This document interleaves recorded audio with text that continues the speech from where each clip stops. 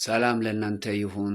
በውጭና በኢትዮጵያ ውስጥ ያላችሁ ክብር ለአምላካችን ለእግዚአብሔር ይሁን። ዛሬ በዚህ ማለዳ አንድ ቃል ለእናንተ ሼር ለማድረግ ነው ወደዚህ የመጣሁት። ሉቃስ ወንጌል ምዕራፍ 10 ከቁጥር 38 ጀምሮ አንድ ታሪክ ይናገራል።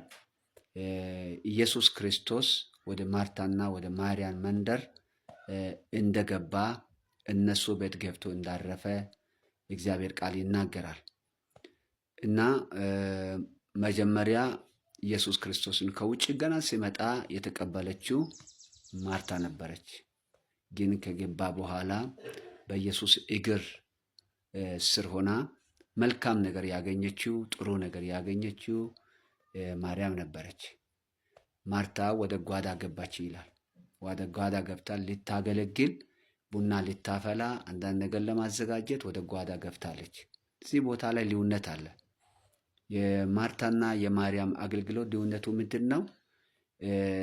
ማርያም ዘላቂ ነገር ነው የመረጠችው ማለት ነው። ዘላቂ ነገር፣ ሰማያዊ ነገር፣ መለኮታዊ ነገር፣ በረከት ያለበትን፣ ሰላም ያለበትን ነው የመረጠችው። ስለዚህ በኢየሱስ ክርስቶስ እግር ቁጭ አለች። ማርታ ግን ጊዜያዊ ነው። ይህም ቡና ጌታ ኢየሱስ ክርስቶስን ማገለገለት ጊዜያዊ ባይሆንም እንኳን ዘላቂ አይደለም። የአሁኑ ነገር ነው። የሆድ ጉዳይ ነው። ስለዚህ እኔ ሲጨነቅ፣ እኔ ብቻዬ ሲሰራ እንደዚህ የምትላለ እንዴት ማርያም አንተ ጋር ትሆናለች? ስለዚህ ወደ እኔ እንድትመጣ አድርጋት ስትል ኢየሱስ ክርስቶስ እሷ ወደ አንቺ አትሄድም ማርታ ለምን ትጨነቂያለሽ? በጥቂት ነገር ትጨነቂያለሽ። ማርያም ግን መልካም ዕድል መርጣለች እና ከእሷ አይወሰድባትም አላት። እዚህ ጋር መልካም ዕድል መርጣለች በሚለው ሀሳብ በብዙ ዕድሎች ውስጥ የሚበልጥ ዕድል አለ። በብዙ ዕድሎች ውስጥ ሰው መኪና ገዝቶ፣ ቤት ሰርቶ፣ ህንፃ ሰርቶ በዚህ ምድር ላይ ብር ሰብስቦ ሀብታም ሊሆን ይችላል። ሰው ደግሞ ደሞዝ ሊያገኝ ይችላል። እሱ ሰው እድለኛ ነው የሚባለው።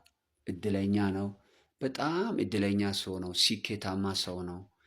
ብዙ ነገር አግኝቷል፣ ብዙ ነገር ሰብስቧል፣ መኪና ሁሉ አለው፣ እድለኛ ነው በእናት እሱ ልንል እንችላለን። ግን በብዙ እድሎች ውስጥ የሚበልጥ እድል እግዚአብሔርን መስማት ነው። በብዙ እድሎች ውስጥ የሚበልጥ እድል እግዚአብሔርን መጠጋት ነው። ከእግዚአብሔር መስማት ነው። ማርያም በብዙ እድል መካከል የሚበልጠውን መርጣለች። እሱ ምንድን ነው? እግዚአብሔርን መስማት። በዚህ ዘመን ብዙ እድል ሊኖር ይችላል። አሜሪካ የመሄድ እድል፣ ቻይና የመሄድ እድል፣ ወደ ተለያዩ አገሮች የመሄድ እድል፣ ፓስፖርት ልታገኙ ትችላላችሁ። ከዛ ሁሉ ግን የሚበልጥ እድል እግዚአብሔርን መስማት ነው። እግዚአብሔርን ማወቅ ነው። ከእግዚአብሔር ዘንድ የሚመጣውን በረከት ማግኘት ነው። ክብር ለኢየሱስ ይሁን። ስለዚህ ማርያም ይህንን እድል ነው የመረጠችው።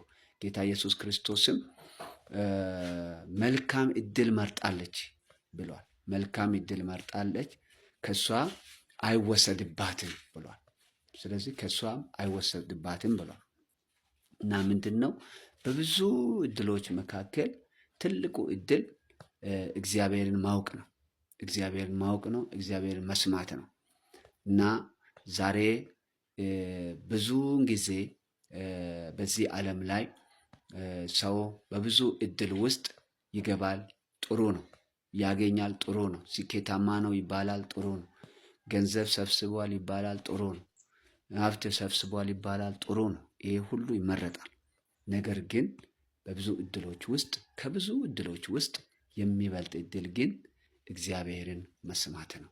እግዚአብሔርን መስማት በረከት ነው። እግዚአብሔርን መስማት ሰላም ነው። እግዚአብሔርን መስማት ስኬት ነው።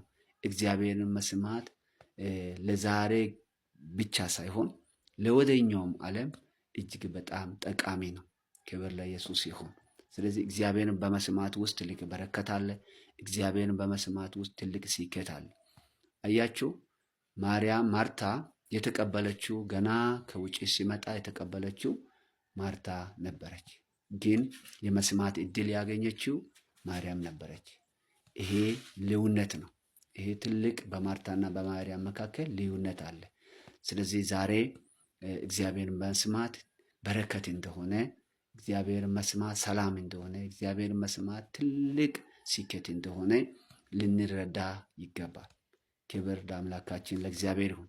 ስለዚህ ይህን ቃል የሰማችሁ ለካ ብዙ እድል አግኝቻለሁ፣ ብዙ እድለኛ ነኝ፣ ስኬታማ ነኝ በምትሉት ነገር ውስጥ እግዚአብሔርን መስማት የሚበልጥ እድል እንደሆነ ማወቅ በጣም ያስፈልጋል። ይሄንን ቃል የሰማችሁ በሙሉ ሪፖስት፣ ኮፒ፣ ሼር፣ ሊንክ አድርጉ፣ ሌሎች አድርሱ። እግዚአብሔር ዘመናችሁን ይባርክ፣ ህይወታችሁ ይባረክ። መልካም ጊዜ ይሁንላችሁ። ሻሎም